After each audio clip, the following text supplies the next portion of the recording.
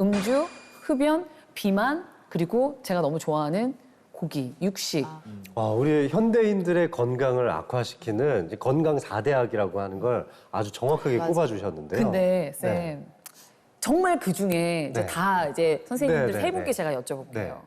그 중에 이 나쁜 녀석들 중에 가장 안 좋은 거 하나만 꼽자면 사실은 이제 췌장암의 경우 왜 그럼 이렇게 많이 늘어나는가를 생각을 해보면 결국은 저는 식습관인 것 그렇죠. 같거든요. 옛날에 우리가 이제 탄수화물 위주로 먹다가 최근에 이제 육류 섭취량이 늘어났잖아요. 그렇죠. 그러니까 일주일에 육류를 얼만큼 섭취하느냐 이게 굉장히 중요한데 보통 이상적인 거는 그냥 일주일에 한 두세 번 정도 먹는 건 괜찮다고 해요. 1인분씩. 근데 그 이상 먹는 경우에 이제 뭔가 여러 가지 암 발생률이 올라가고 또 췌장암 같은 경우도 이제 그래서 올라가는 게 아닌가.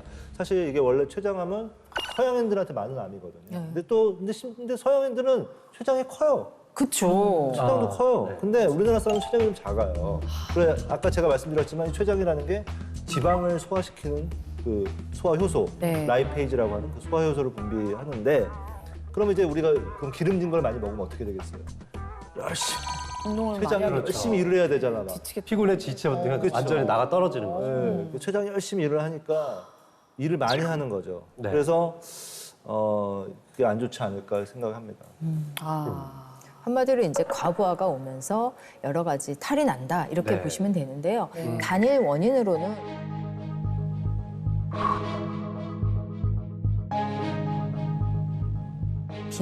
비만을 꼽을 수 있을 것 같아요. 실제 미국 국립암연구소에서 정상 체중인과 비만한 사람을 비교해봤더니 비만한 사람이 체중이 정상인 사람에 비해서 이 췌장암 위험이 무려 45%나 높았다고 합니다. 너무 높아. 45%면 정말 어마어마한 수치인데.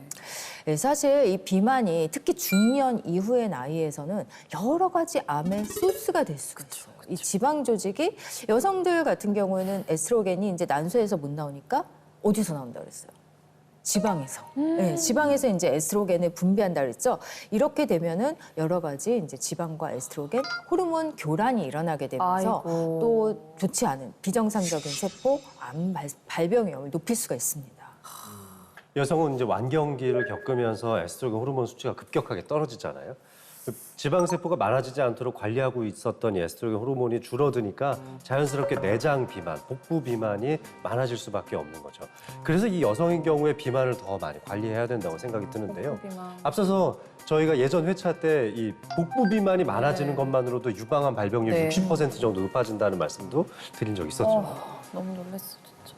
그러니까 여성암들이 다 이 에스트로겐과 연관이 있어요. 결국 이제 네. 복부 비만이랑 연관이 있다는 거죠. 그러니까 그 자궁 쪽에 보면은 그 내막 쪽에 생기는 암이 있거든요. 네. 이런 내막암 같은 경우에도 이제 대표적으로 이런 에스트로겐과 관련이 있는 그런 암이고요.